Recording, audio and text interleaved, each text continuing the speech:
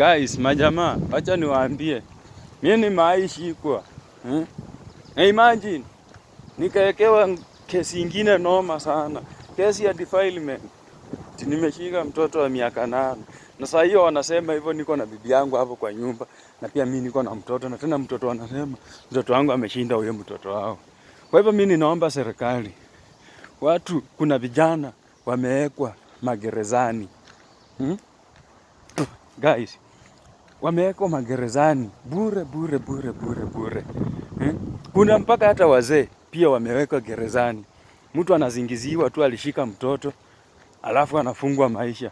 Ninaomba serikali yetu ifanye watu iko revisiting. Revisit hizo form, iangalie, ichunguze. Maana wamama wanatumaliza sisi wanaume. Sisi wanaume hatuna haki, hatuna sheria yenye inatusaidia. Rais Ruto, simama imara bwana, tuokoe.